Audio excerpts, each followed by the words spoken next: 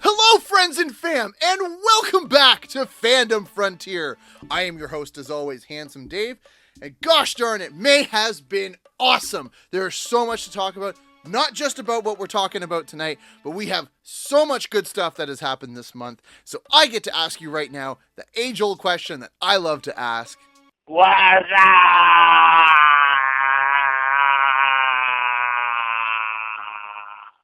What's up, my guys? Oh my goodness, this has been a great month, and I'm going to start this tonight off with one of the best pieces of news. So, as of April, we all found out that Nerdcore unfortunately had a little bit of a tragedy, and their storefront did burn down. Through that, they have risen again, and right now, Nerdcore is now live online with an incredible purchase website. I will link it below. It is all through the Square app, but they do have a site. It is nerdcore/square.ca. It is linked right here. It is also linked in the description of this video. I am so happy to see Keith and Angie back. They have said that they will be doing shows still. I'm also just happy that people can support and help regrow Nerdcore. Because again, guys, Nerdcore is a staple of Hamilton and collecting and everything. And I'm just so happy that they were able to overcome this. They were able to move forward, and they could still keep being their awesome, nerdy, amazing selves. And again, nerdcore.com is now up and running for all your nerdy needs. So guys, check them out, give them a few purchases. Again, all that support really goes a long way for this company. Again, they are the mom and pop shops that really make collecting so much more enjoyable. With the nice weather though, this is my favorite time of year. Not because it's nice outside, but it is concert season, baby. And I have started off the year with two amazing shows. My wife and I, we went and saw Bring Me the Horizon. We had Motionless in White and A Plot in You open for them. And wow, what an insane show. I've seen Motionless in White and Bring Me the Horizon a couple times. But to see them together like this, oh, it was so good. And I'm going to talk to you about one thing that they did, and they did it right. So most tickets nowadays, when you buy them online, you don't get a physical thing. So when we bought our tickets, we scanned them, and as we walked in, they handed us physical tickets to keep and take home. And guys, what a nice touch it was. It was an incredible show to start off the concert season. But wow, to come home with a physical ticket from an amazing show like that, I missed that. And then maybe that's a little bit of me being nostalgic. Again, I love collecting like that. I love physical media. I used to love scrapbooking and having like my tickets in my scrapbooks from shows. And again, switching to this digital platform, you don't get that anymore. So the fact that Bring Me the Horizon was like, you know what? We're going to do that. We're going to bring that back. And we're going to do that. And gave us physical tickets. Oh, I was just so happy, guys. We have them here. I'm going to probably get the little frame for them because that's such a cool touch. We followed that up the same week here in Hamilton at TD Coliseum. We went and saw Finger 11, and they opened for 3 Days Grace. Now, I have seen Finger 11 a total of 6 times in almost 20 years.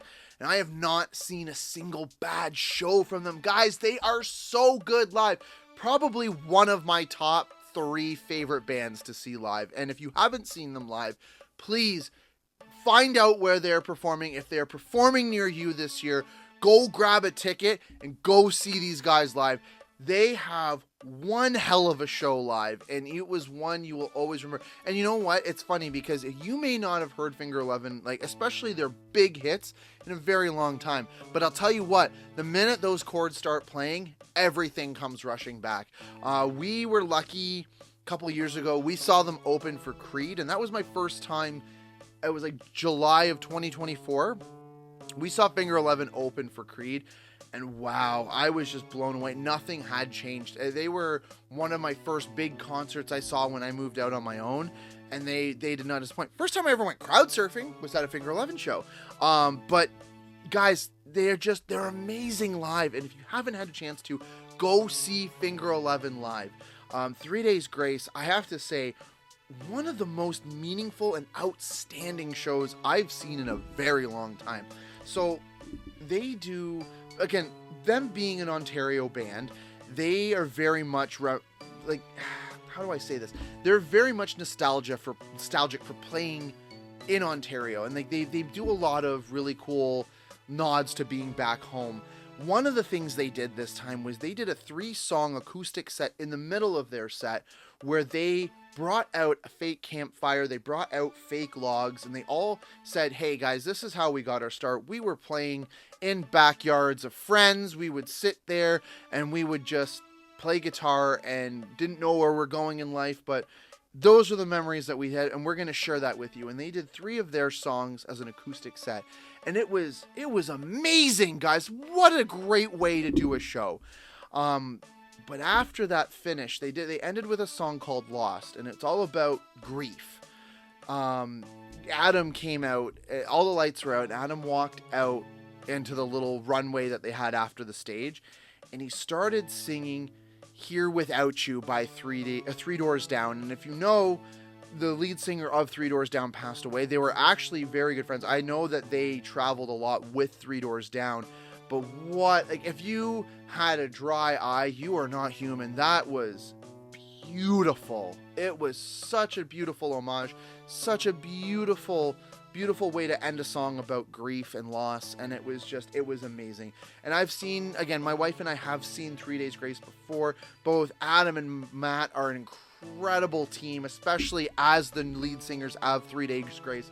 But something about this show was just one of the best shows they've ever done, and it was just tributes and just going back home and to your roots. Guys, they're still on tour. If you get a chance to check out Finger 11 and 3 Days Grace, because what a great tour. What a great concert. I was blown away, and we got many more to come this year, so we'll keep you in the loop on our concert tours. But again, concert season, baby. Love me my concert seasons. As horror lovers, we've been eating real well lately, especially with the release of 2 very important trailers that I personally am very excited about. First one we want to talk about tonight is Evil Dead Burn. Now, this one I was a little nervous about because I heard that it was going to be a sequel to Evil Dead Rise. And at first, I will admit, wasn't a big fan of Evil Dead Rise. I felt that it really didn't live up to the hype. I felt that it was kind of okay. But then when I got the Blu-ray, I don't know what it was, but I found that in the Blu-ray, there were a lot of scenes that were cut from the theatrical release. And I just have the normal version. But there were a lot of scenes where I was like, oh, that wasn't in the theatrical version I saw. And I gotta say, Evil Dead Rise did grow on me. It's not my favorite of the Evil Dead series, but it is pretty good. So when I found out that Evil Dead Burn was going to be a sequel, I was like, oh, okay. But that first trailer they released where it was cut as a single shot of following her crawling around the ground as people are getting thrown around and killed. What a cool trailer that was. Right then and there, I was sold. And then following up with a couple weeks later, they released an actual story trailer so you'll understand what's going on. And it's all about a woman who loses her husband. She goes to this farmhouse and stays with her husband's family. And then that's where it ties into Evil Dead Rise. And if you paid attention to the trailer, you'll notice, I think her name's Julia from the beginning of Evil Dead Rise, where she kills everybody at her campground. She's actually in the trailer still wearing the bloody white dress that she has from the movie. So I'm thinking that's how it kind of gets introduced. I don't know. I haven't seen a lot of it, but what I have seen, I am super excited for Evil Dead Rise. I was talking to an Evil Dead fan today, and I was like, oh, hey, I love your Evil Dead shirt. Are you excited for the new Evil Dead? She's just like, is there a new Evil Dead? I'm like, well, yeah, Evil Dead Burn. Did you see the trailer? Is Sam Raimi doing it? Well, no, but then is it really Evil Dead? I mean, good point, but you know, it's how do you respond to that? But it was one of those things where I got really taken aback. And I understand. I love Evil Dead is probably it's top 5 favorite horror movies of all time. Might be in my top 10 favorite movies of all time. But, like, I understand how people are passionate about that. But to me, I was just a little taken back. I'm like, okay, you're the wrong person I want to talk to. So I can see where fans are really divided. But I did remind her, I'm like, oh, hey, it was a sequel to Evil Dead Rise. She's like, oh, I did kind of like Rise. I'm like, oh, then there you go. Give it a chance. So, you know, I did talk to her a bit about it. I definitely am seeing a lot of people on the fence about this. I, for one, again, after rewatching Evil Dead Rise and being like, oh, you know, actually, it is pretty good. It's not a bad movie. I'm excited for it. I think I love the modern Evil Dead movies. Evil Dead 2013, I love. It's like a retelling of one, but gorier and just from a different perspective. I loved it. There's also the Necronomicon Army of Darkness theory, which I love. Maybe I'll get into that one episode, but I feel like carrying that on through these modern movies, I think would be really cool. So yeah, I'm keeping an open mind for Evil Dead. I think it's going to be great. I'm excited for Evil Dead Burn. Comes out in July. Yeah, guys, let me know what you think if you're excited for Evil Dead Burn. The last trailer I wanted to talk about tonight. First off, as you know, massive Resident Evil fan. Of course, it was going to be Zach Krieger's Resident Evil trailer that he released. I have never seen such a huge divide in fans, and I love it. I am eating up just the pandemonium that's going around it, and how people that say they're evil or Resident Evil fans really aren't remembering what Resident Evil is or the games, or maybe they didn't play the side games, but it's the stuff that's surrounding the movie with the fans is entertaining to say the least. So Zach Krieger, wrong guy. So Zach Krieger has stated that he is doing his own interpretation of Resident Evil, and I personally am very excited about that because he's done Barbarians, he's done Weapons, and both movies I really liked. However, he said there's tons of nods to Resident Evil throughout the movie, and if you look closely in the trailer, you'll notice the green herb up in the corner, which I personally think is great. I think it is in great hands. I love his directing choices. I feel like the trailer was first released with very minimal Resident Evil in it because it was showing the directorial style that Zach Krieger is choosing to launch this Resident Evil movie. And I think it's great. A lot of people are getting upset because they don't see a lot of things from the Resident Evil franchise. But again, guys, it is the first trailer. You don't want him to reveal too much, and I don't want him to reveal too much.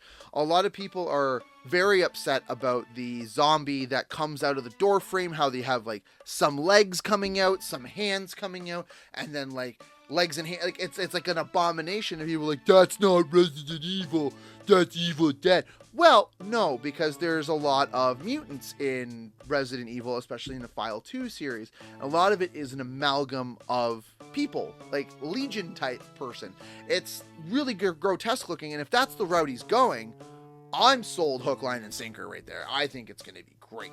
I think it's going to be a great movie. I think it's going to be a great horror movie.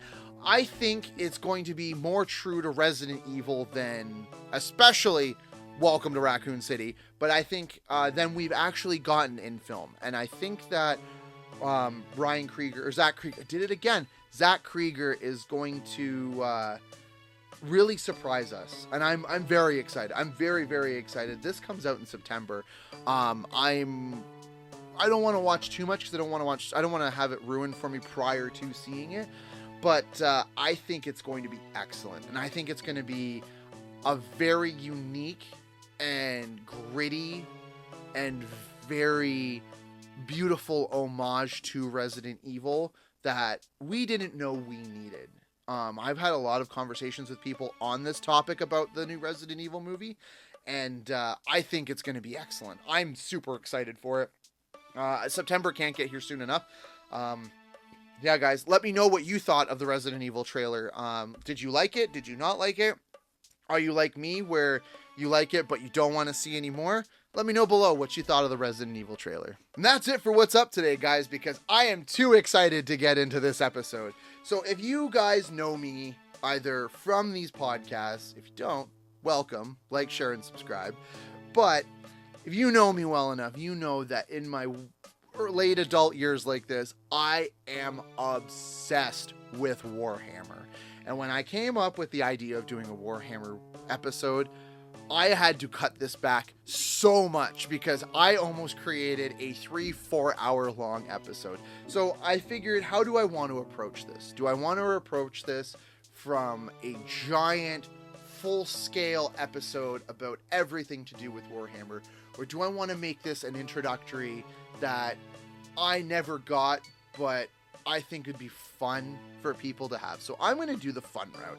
I am going to do this as an introduction to Warhammer. And unfortunately, guys, I will preface this right now. All I play is Warhammer 40k. I do not touch Age of Sigmar. I will touch on a little bit about it, but if you are here for Age of Sigmar, I'm so sorry, guys. I don't play it.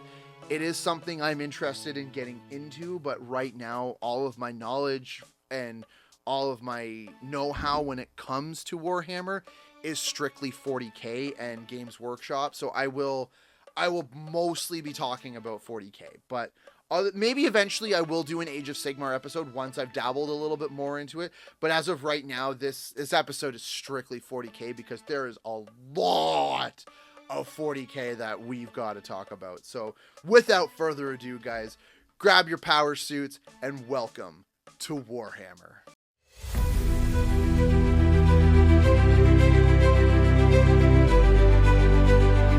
Before I dive into this amazing, dark, sci-fi fantasy adventure, we have to start with its humble beginning. So, Warhammer was started by a company called Games Workshop. Games Workshop was founded in 1975 in a flat in London by creators Steve Jackson, Ian Livingstone, and John Peake. The creators themselves were huge Dungeons & Dragons fans. And you know what? At the time, board game enthusiasts. But they realized there really wasn't a lot of board games other than backgammon and chess that they could really dabble in. So that's where they got the idea to create their own board games company. They created small wooden games for the time being, like backgammon, chess, checkers, like that. But they had huge ambitions. In 1977, they wanted to reach a larger audience, so they created a magazine for tabletop enthusiasts called The Owl and the Weasel. Now, back then, printing was fairly inexpensive, so they are actually able to make this audience, and they realized how much popularity there was in the tabletop gaming franchise. So this helped them reach an audience and brought more people into this world. Later on, the Owl and the Weasel magazine would slowly change and become popular and become what we know today as White Dwarf magazine. White Dwarf magazine is your gateway to Games Workshop. Warhammer Age of Sigmar, D&D, any tabletop game that these guys release, this is in this magazine. And it is such an amazing, beautiful magazine, and it's still being printed to this very day. 1978, the small company that they started from a flat finally moved to a storefront. And from there, their grim, dark universe slowly started to take shape. By the end of the 1970s and in the early 80s, the trio had actually teamed up with a small company called Citadel. Now, Citadel was very known for printing little metal figurines and little metal models, which really helped them step into the custom D&D, custom tabletop game, and creating all these little pieces and creating all these little characters. And during that time, that's when they started really putting to paper this dark, futuristic universe. The guys had done so much dungeon crawling that they were tired of looking in dungeons, tired of saving castles, that their dreams took them to the stars and to fight the terrors that lied inside the universe. The dreams became a huge reality in 1987 when Warhammer Fantasy Rogue Trader finally dropped. And guys, this was your first example of an overnight success. It flew off the shelves, and between Citadel and Games Workshop, they could not keep it on the shelf long enough. It slowly introduced the world of Warhammer through 3 or 4 different factions, and over time, they realized they had an overnight success. Over time and over the next couple years, it would expand to North America, adding several other different factions, species, and ways to play Warhammer. Fast forward to the present day, and you're looking at many different factions, many different species to play as, several hundred different ways to play the game. You're looking at video games. You're looking at an expansive universe of books, audiobooks, novels. Warhammer has slowly crept its way onto screens, and soon you'll actually finally be able to see Warhammer as a series and a movie through Amazon Prime.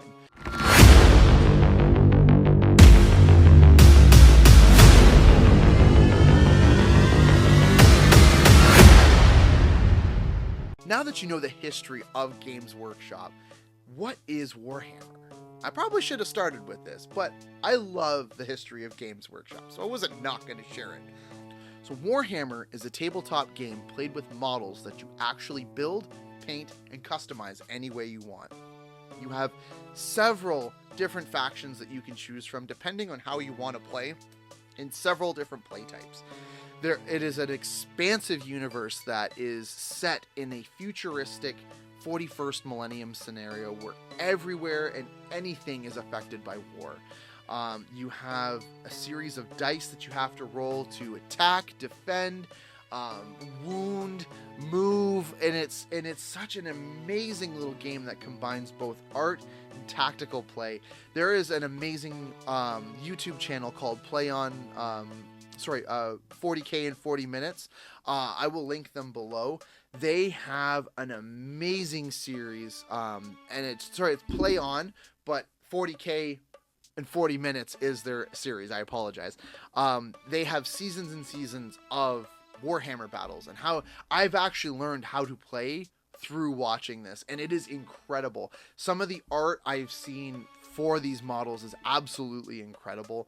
I will get into factions that I love to play and a little bit about them.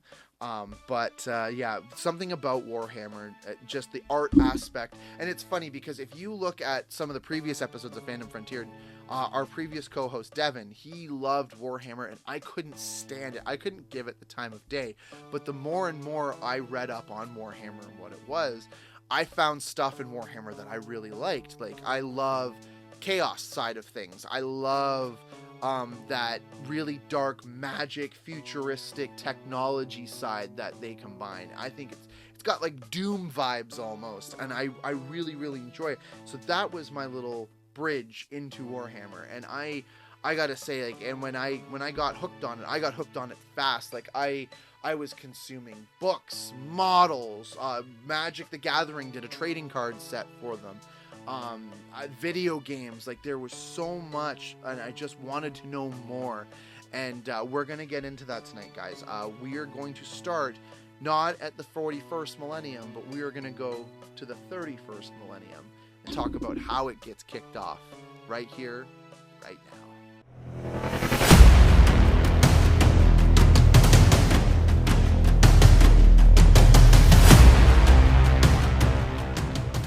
So guys, this is where I might lose some of you, but I'm not going to try to. I'm going to do this in an abridged way. We're going to have fun with this, okay?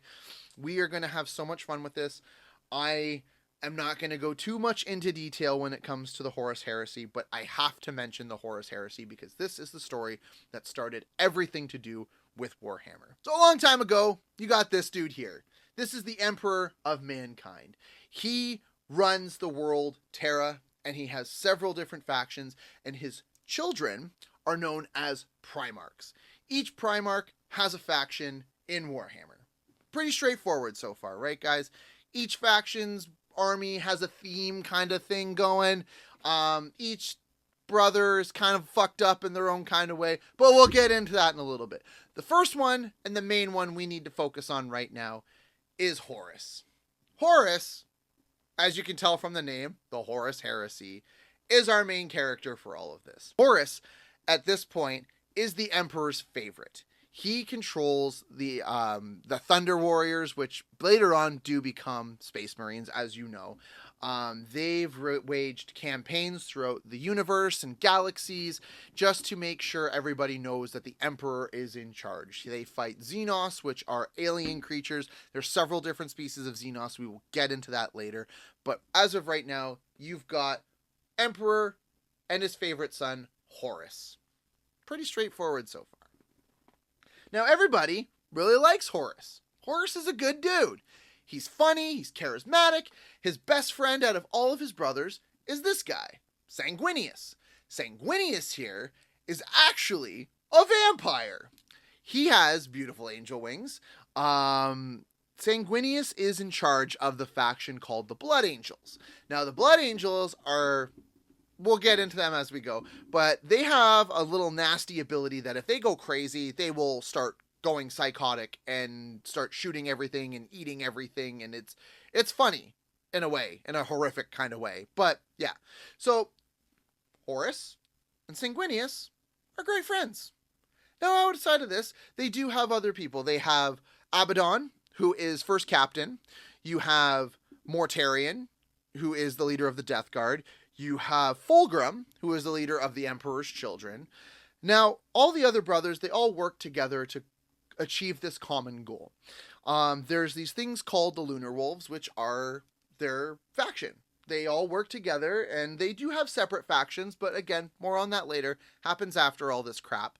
But yeah, so one day, Horus, this guy, is on a quest, and he gets stabbed by this really messed up ghoul-looking thing with this really weird-looking necro sword. And this is bad, because Horus gets really messed up from this. All of the other Primarchs think Horus is going to die, and truth to be told, Horus does almost die.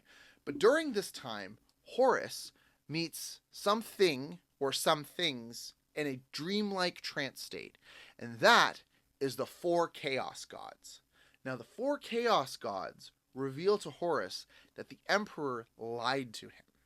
So the Emperor told all of his children that he found them. He found them all across the universe during his great crusade and brought them home to Terra, which is Earth, and raised them himself. He raised them to become the beautiful Primarchs that they are today.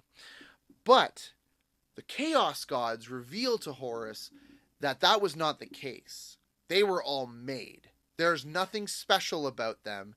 They were all made in test tubes by the Emperor. So over time, this kind of starts to warp Horus's mind. And when Horus finally wakes up from this coma that he's in, everybody's so relieved, they're so happy, but Horus seems very different. Horus is not the lovable Horus that he used to be, but he does keep that facade going for quite some time. Flash forward, Horus is haunted by dreams. He's haunted by visions that he is not special. He is not what he thought he was. He was not found. He was made, and this torments him. And over time, whispers start to corrupt his mind, and he realizes that all of this war, all of this, is all because of his father, and it's his father's fault. So one day, Horus snaps. And he talks to some of his brothers. He talks to Fulgrim, who is in charge of the Emperor's Children. And by the way, the best way to describe Fulgrim, and they painstakingly say this throughout the book, he's the hot one, okay? Everybody knows it. Fucking look at him. He's known as the hot one. In this boy brand, he's the hot one, okay? I'm just going to say it. You have Mortarion, who is the stinky child. I say that jokingly. He's in charge of the Death Guard, and they deal with a lot with plagues and a lot of this nasty looking stuff. You have other Primarchs involved with him, such as Angron. Now, Angron has always believed that his existence was a lie. He was tormented. He is the Emperor's least favorite child, and as the name states, he's very angry all the time. He's got these things called butcher's nails implanted into his brain, and they just cause him complete agony. And he's not a very happy camper with the Emperor as is, and he's in charge of the World Eaters. You also have several other Primarchs that are a part of it, such as Magnus, my favorite, Perturabo, who's in charge of the Iron Hands. Going back to Magnus, Magnus is in charge of the Thousand Sons, and he comes into it later. So anyhow, Horus gathers all of his brothers around him that he can trust, and he tells them, guys, I love you all, but our father has lied to us. We are taking this universe back for ourselves. And this is how we're going to do it. So, flash forward. I'm not going to reveal what it is just yet. There's a little planet called Ishtvan 4. So, Horus sends out a meeting, and all of the Primarchs and all of the armies come to this planet called Ishtvan 4. And while they're waiting there, there's nothing happening. They were called to meet up to draw forces together. And something doesn't sit right with a lot of them. Something's up here. It doesn't seem natural. And once everyone has kind of gathered or left because something doesn't feel right, these giant bombers come in and start dropping plague bombs and firebombing the planet, and it is just utter chaos, I will say. All of the people that Horus couldn't trust, like Rogel Dorn, Robuto Gilliman, Lionel Johnson, like all of the people closest to the Emperor, he knew he couldn't persuade. So he tried to gather them all there to wipe them out, because he knew that if he were to go to attack the Emperor, his prize sons that respect him still, Horus is still the prize son at this point, would defend him, and it would be a losing battle for their small fleet that they're building. So he tried to gather them all there on this one planet called Ishtvan and kill them all. Unsuccessfully, but successfully at the same time. It is known as the Massacre of Ishtvan IV.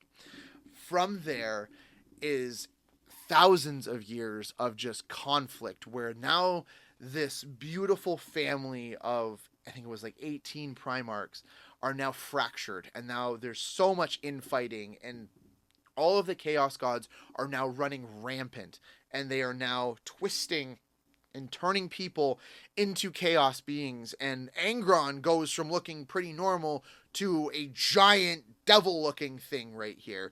Magnus starts tampering with the warp and gets suckered into this. Fulgrim, who is known as the Beautiful One, gets turned into some creepy-ass sex snake thing and almost slaughters all the Eldari, which one of my favorite Xenos factions. We'll get into that later. There is just utter war breaking out across the galaxy, and it's all just infighting because Horus is just pissed off at Daddy, and that's what he's going to do. So at one point, there just becomes this big plan that we are going to kill the Emperor and take Terra. So this is where the end and death start, and this is known as the Siege of Terra. And guys, this is intense. This is an all-out assault on Terra, organized by Horus himself. Abaddon, his right-hand man, is with him the entire way. The entire sector around Earth, or Terra, is surrounded by giant space hulks, which is their flying ships, and just utter assaults happen, and these assaults last for years, and they finally break through to the Emperor, and the Emperor is gone. The Emperor himself has gone to Horus's ship to confront Horus, right, because he realized while this was happening, he was not going to win. Terra was losing badly, and he knew that if he was going to win, he was going to have to kill Horus. So the Emperor taps into chaos and goes to the ship to confront Horus. At the same time, Sanguinius, Horus's best friend, leader of the Blood Angels, goes with him. They both go to confront Horus. And during this confrontation, Horus is left with a heartbreaking decision, and he slaughters Sanguinius. I mean, there's nothing left of him. It is heartbreaking. It is a heartbreaking battle, and Horus has to kill his best friend. But it's all because Sanguinius stood with the Emperor, and they did not want to take what Horus was saying as truth.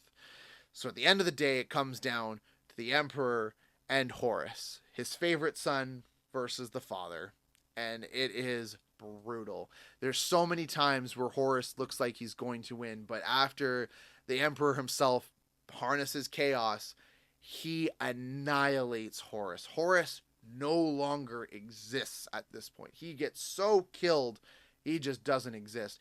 And the Emperor is not left unscathed. He is so brutalized. He is left to look like this, sitting on the golden throne.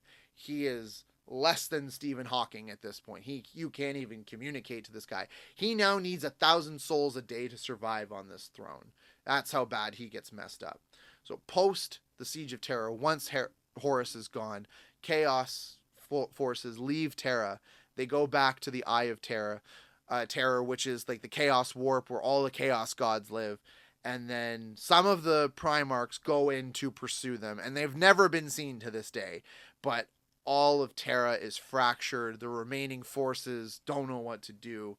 And they continue to fight. They continue to push on. They continue to try and expel chaos from the galaxy. But it is what leads us to Warhammer 40K. It is just a struggle. Each year, I feel like they reintroduce new old Primarchs back with Chaos Gods and new old factions being made new. It is an intense story, guys. But now that we are here in the 40K universe, we can start talking about some of those factions.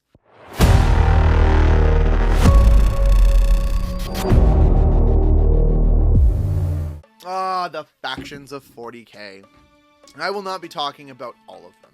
I will be talking about some of my favorites, because this is what got me into 40K. Now, what I talk about, you guys might not find interesting. There might be a faction for you out there. So please, guys, if you are enjoying this video, obviously like, share, and subscribe. But read up on 40K. There might be a faction in here that you might enjoy playing. And I do have a way of playing that is a lot of fun for people. So let me know, and we'll figure this out from here. But we're going to get into my factions. So moving from the Horus Heresy, as you know, everything's pretty fractured. So you now have Loyalists, who are loyal to the Emperor, who is basically just a corpse on a throne. I like to call them corpse worshippers, because I am not a Loyalist player. I am what you call a Traitor Legion player. I love everything to do with the Chaos Gods. I love the stories of the Chaos Gods. I love everything about the Chaos Gods. And I love what they've done for the factions of the Chaos Gods. So I am a proud Traitor Legion player, and that's just the end of it. The third faction you have for 40K is called Xenos. And what Xenos means, basically, are just alien species. These are just species that are caught in the middle of this conflict. You have several different really cool species, very fun ones to play too, and we will get into those. But yeah, we're going to start, I think, with Loyalists. I figured we'd get my least favorite of the way, but the ones that I did pick, I do really love, and you're going to find out really quickly why I do like them.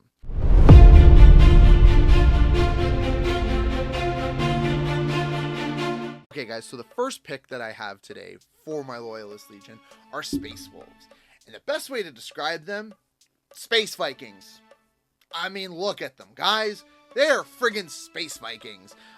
They were led by Rogel Dorn. Rogel Dorn is currently missing as a missing Primarch in the 40K universe, but his faction, the Space Wolves, are still being led on and still fighting the good fight against Xenos and Chaos. I love the look of them because they combine both rune magic and mythology, and they wield these giant axes, and they have some of them are like half mutating into like werewolves, and they have these giant dire wolves, and just their play style is very interesting. There's definitely different phases when you're fighting. So you have a shooting phase and a charge phase. They get to attack on all phases. Like, that's just badass to me. And they have a psychic phase because they are magic wielders. I just love the look of them.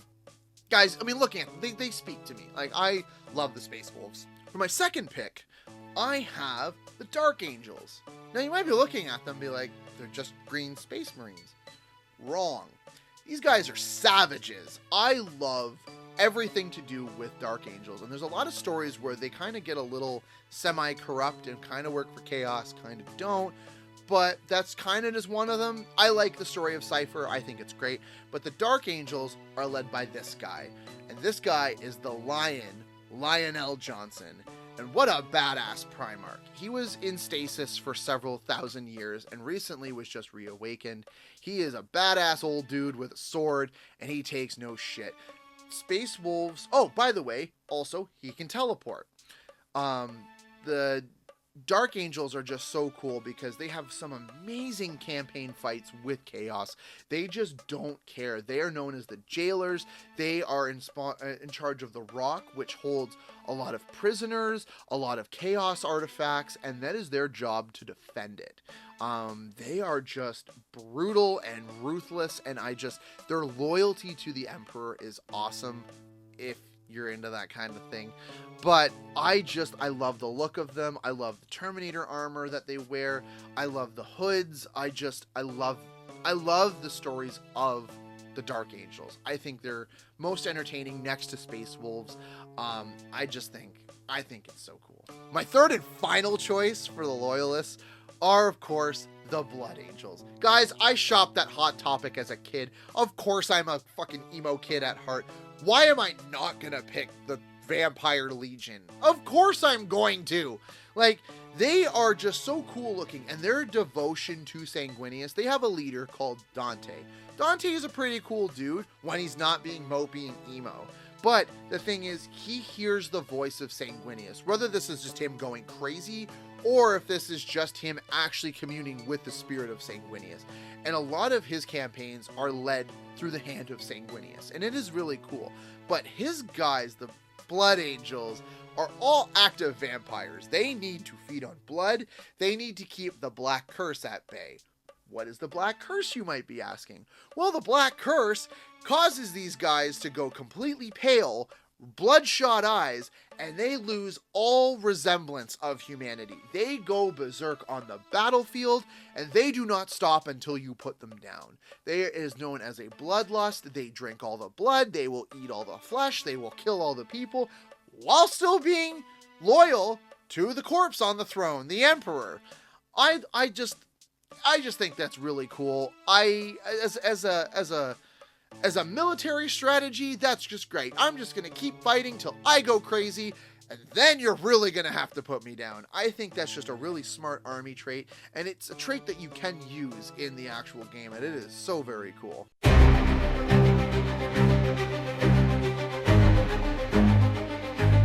Alright guys, this is my wheel well of expertise, and I'm so excited to get into the Traitor Legions. So as I said, the Traitor Legions have been warped by Chaos, and there is a Traitor Legion for each Chaos God. The Chaos Gods are known as Khorne, Slaanesh, Tzeentch, and Nurgle. The first one that I'm getting into tonight is Grandfather Nurgle's favorite, the Death Guard.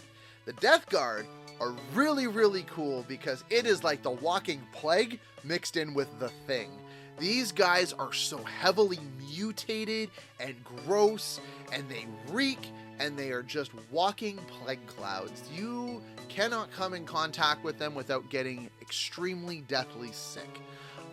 They are in charge of death and rot, and their leader, Mortarion, looks like a chemical-induced butterfly, and I love it. I think he looks awesome. I think that the Death Guard have one of the coolest, grossest stories.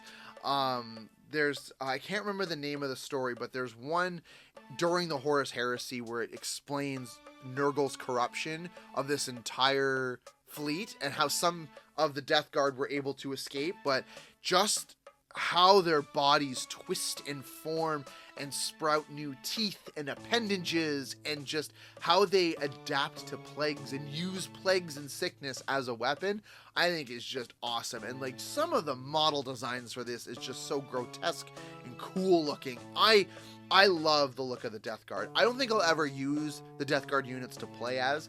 The last two I currently do use, but I just love the look of the Death Guard. They're just so disgusting and pretty, and I love them. I love the look of them. For the first unit that I do use in active play, I use the Iron Warriors. The Iron Warriors are really, really cool because they are very persistent. They are charged by Perturabo. Perturabo, or as I like to call him, Peter Turbo, is in charge of manufacturing arms for the war. He is in charge of all the demon engines. He is in charge of the Helldrakes, the demon forges, everything. He is the reason why there are weapons in hands for Chaos, and I love that. He is an arms dealer, he is an arms creator, and he can unmake everything with his hammer. I do love the look of the Iron Warriors because they do kind of look like traditional Space Marines, but again, more souped up. It's more like a mechanical, organic, twisted look. I think that's so cool. It's like playing Resident Evil Village and you're in Heisenberg's castle.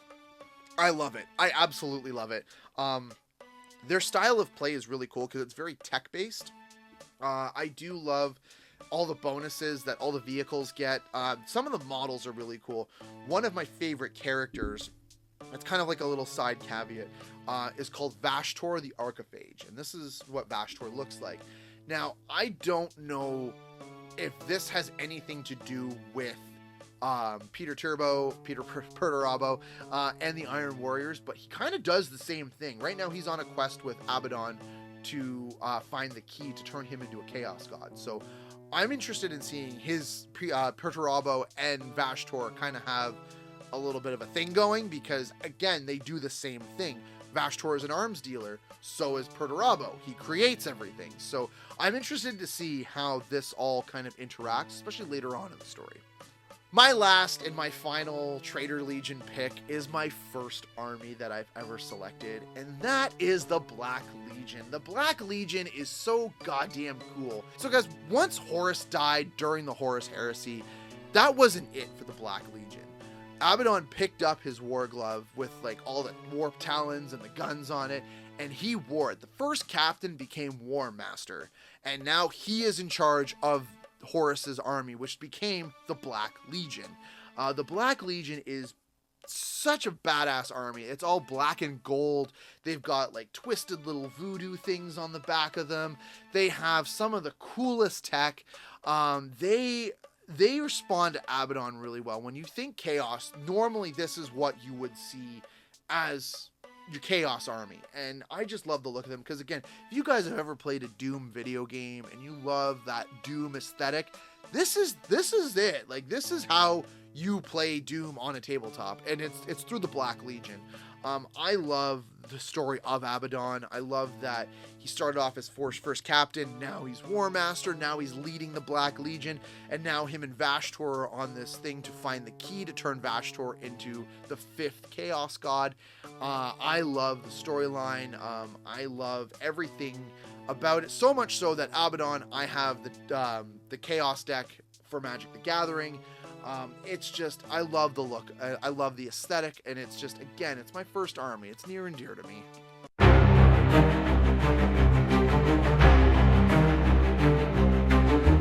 Oh, Xenos. Oh, Xenos is so much fun.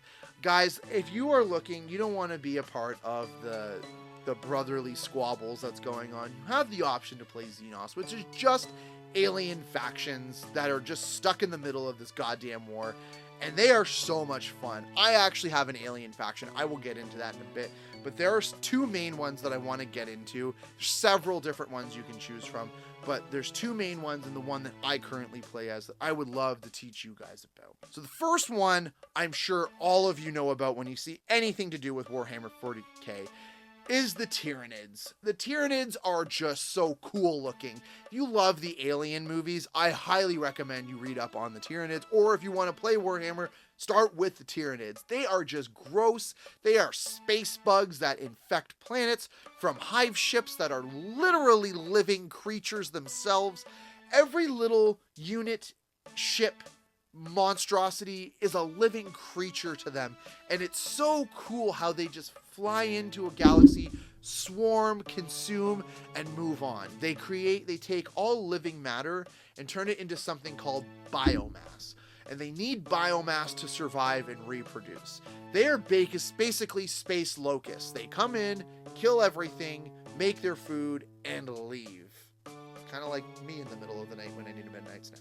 But yeah, pretty much. They're cool, very cool looking. I've seen some amazing paint jobs on the Tyranids, and I honestly say, guys, I love the Tyranids. They're so cool looking. And they're so easy to play as. You can build a really decent sized Tyranid army for a fraction of the cost that it would cost you to make a regular army, and they're just really fun. You have shooters, you have psychers, you have chargers, you have everything in this army that really makes it a really well-rounded army. My next pick for Xenos, I have to go with the old boys themselves, the Orcs. The Orcs are freaking hilarious, guys. They talk in a Cockney accent, and they are just big dumb engineers that just take scrap metal and broken down equipment and broken down vehicles and just turn it into something new just to kill crap and people. It is hilarious. There is a game called Shooters, Blood, and Teeth. You can get it on all platforms. I highly recommend it because, guys, it is a short platforming game where you play as orcs just shooting everything in your path, and it is so much fun. I love when they really lean into the humor behind the orcs, because the orcs are terrifying. Like, just look at them. Like, they're nasty looking, but they have some of the best dialogue in Warhammer 40k, and it is hilarious. I have taken an entire game of orcs. I would love to one day work on a Warhammer 40k game and just be a voice of an orc, because they are incredible. They are so much fun. They have some of the most unique patchwork scrapyard designs for vehicles, for some of the stuff that they wear. Guys, they sever their own arms and put on like massive robotic arms just to make themselves that much better and cool looking. There's so much infighting, there's so much craziness behind them, but they are just such a lovable, hilarious, playable faction. And honestly, some of the most hilarious and hardest factions I've ever seen played against. Again, play on tabletop, watch 40k in 40 minutes, watch an orc match. They're hilarious to play as. Finally, for Xenos, I'm going with my last pick, which is my favorite, the Eldari, or Eldar, however you want to say it. Best way to describe these guys, these are sociopathic space elf Jedi. They are not to be messed with. They very much dislike humans. They very much dislike their battles. However, they have been known to work with Terra for a common goal. During the Horus Heresy, they almost went extinct because they were allied with Terra. But Fulgrim, pretty boy Fulgrim, remember him, the hot one, decided, oh, you guys are the biggest threat next to the Emperor and Terra. I'm going to wipe you out. And him and Magnus, the Red, when the Thousand Suns army almost do it. Like, they hide within the warp itself just to steer clear of all the chaos. They lose worlds, they lose all their technology, and they were the ones responsible for resurrection. They were the ones who created the ability to come back from death. They have some of the most intimidating units. My favorite character of all time, Moggan Raw, just looks like a Grim Reaper. He fires laser psychic shurikens from this giant ass gun of his. He is just a badass. He got so pissed off that the forces tried to attack him and his army one time. He just walks into the warp and chaos itself just to come bring those forces back that tried to retreat to kill them again. He is such a crazy character. I love the Eldar. I love the look of their vehicles. I love the idea of their technology. I love that they invented resurrection and almost died because of it and were almost wiped out. But they are recently in 40k, they're making a huge comeback, and I love it. A lot of their gods are coming back into it and are playable tabletop models. Some of the most beautiful models I've ever seen. And I gotta say, guys, I do love the look of the Eldari. I love the playstyle of the Eldari. They attack every turn if able. They have some of the most unique and amazing reaches. Eldari, if you're looking for an awesome, not so complex Xenos army to play as, try the Eldari, guys. Again, sociopathic space elf Jedi. You can't go wrong with those.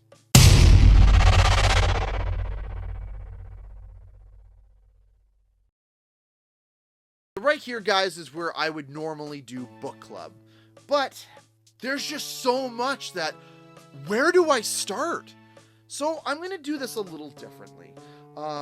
If you would like to get a start into playing the tabletop game of Warhammer 40k, I would highly recommend this starter set. It's very similar to the D&D starter set that came out a while ago, but this is pretty updated. This is great.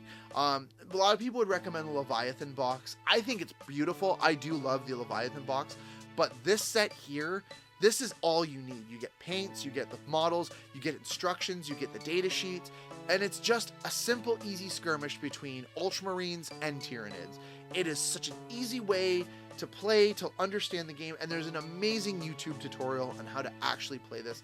And guys, I can't recommend this enough. If you want to start in the 40k universe, this is a most excellent set. And from there, branch out. Look, read up on your armies. Read up on stuff that you might find interesting. Dive into the story. That's how I really got into Warhammer 40k, was the audiobooks. Audiobooks are incredible. If you guys are looking for more reading, I would recommend the book series. There is some comics. They're really hard to find, but the book series on Audible is just outstanding. Without this, I don't think I would be as obsessed with Warhammer as I currently am. Just the narration and the storytelling for the Horus Heresy got me so hooked. And honestly, guys, I highly recommend subscribing to Audible and checking them out. By no way does Audible endorse me or pay me to say this. This is how I got my start. I do love the audiobooks. Or if you do want to pick up the books themselves, check out Tista Minis here in Hamilton. They are incredible. And again, they are my gateway drug for getting anything magic and Warhammer related. They have everything from the books to everything you need to play to the armies. Again, guys, check them out. Tista Minis. They will be one of our sponsors for tonight. Another thing too is you have the option of playing Warhammer digitally as well. You can play some of the video games. Recently, Warhammer Space Marine 2 came out. You don't really need to play the first one that much. There's a couple little things that I wish I did, but you can get away with just jumping into this. It's pretty straightforward. It's got some really fun gameplay, a little clunky at times, but it is a good time. Another thing, that if you are watching this and you love to play Diablo, there is a game out called Warhammer Martyrs. Martyrs is great. It is the same style gameplay as Diablo, but set in the Warhammer universe. And you go around to different planets doing different missions. You can create a party of martyrs and inquisitors and just go around and just fight the Xenos forces and forces of chaos. It is an excellent, well-rounded game. Super easy to pick up. The leveling up system does take a little bit of time to get the hang of it. Once you get the hang of it, it's smooth sailing. Really good story. It's an ongoing story. I don't think they've actually finished it. I've never finished it anyways, but I do highly recommend this. Another one that I do recommend, and this is also one of my other favorite factions from the Loyalists, is Demon's Gate. Demon's Gate is a turn-based RPG where you play as the Grey Knights. The Grey Knights are responsible for keeping the forces of chaos and demons at bay from the world knowing about them. So they have amazing stories. They fight the forces of Nurgle in this game and the Death Company. So yeah, highly recommend this game, guys. If you like turn-based games, a little bit of something for everyone, just from my recommendations alone.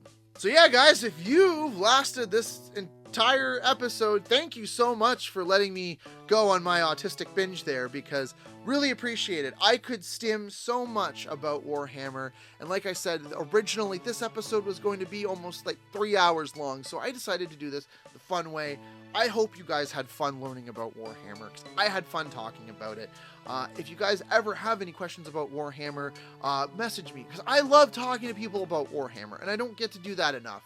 And I would really love to have someone in my life to talk to about Warhammer, because Warhammer is super cool, guys, and I really wish someone would love the story and everything that goes with it. And it's such a vast story, and it's so entertaining.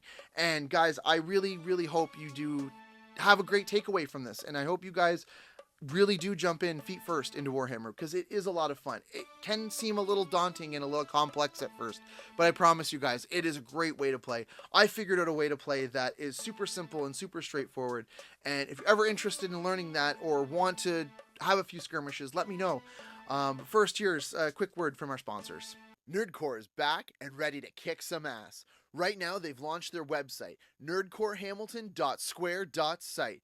Every week, they're updating it with brand new products such as graphic novels, the latest comic books, and all those nerdy collectibles you love and know them for. Keith and Angie are still going strong, keeping the site going, and they're going to be doing all the cons in the local area. So follow them on Instagram at @TheRealNerdcoreHamilton and get updates day to day and see what's brand new coming to the online store. Again, guys, nerdcorehamilton.square.site. for all those nerdy needs. If you guys loved the music for the intro as well as the backtrack for this podcast, now check out Me For Real. He's got an amazing Spotify playlist, as well as his skills and animation are absolutely amazing. Click the links in the description below to check out to see what Me For Real is up to. The sun is getting low in the sky, guys, so put away your swords, power down your consoles, and tuck away those dice. You've traveled far on your adventures, very far on your adventure tonight. Now rest your weary heads.